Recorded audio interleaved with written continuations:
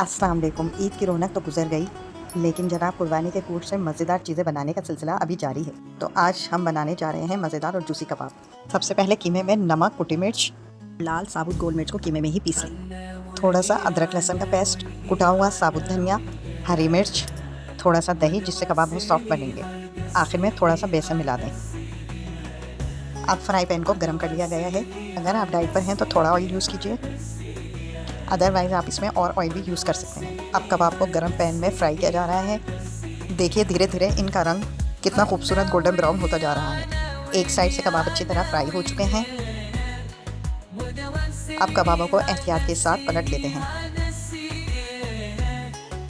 ताकि दोनों तरफ से भरपूर पक जाएं। देखिए कबाब कितने मज़ेदार लग रहे हैं।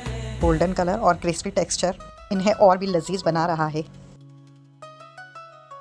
अब फ्राई होने के बाद अब इसमें हरी मिर्च, टमाटर और प्याज भी शामिल कर देते हैं। अब बारबेक्यू की तैयारी शुरू हो चुकी है। चूल्हा तैयार है और कोयला जलाया जा रहा है ताकि कबाबों को असली बारबेक्यू वाला स्मोकी टेस्ट मिल जाए।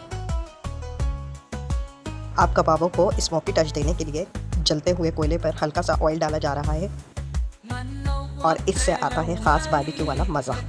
ढक्कन लगाते ही स्मोकी खुशबू पूरे कबाबों में समा जाती है और यही है वो सीक्रेट स्टेप जो कबाबों को ख़ास बनाता है। माशाल्लाह कबाब तैयार है। आप भी इस रेसिपी को ज़रूर ट्राई कीजिएगा, बताइएगा कैसी बनी। तब तक के लिए अल्लाह हाफ़िज़।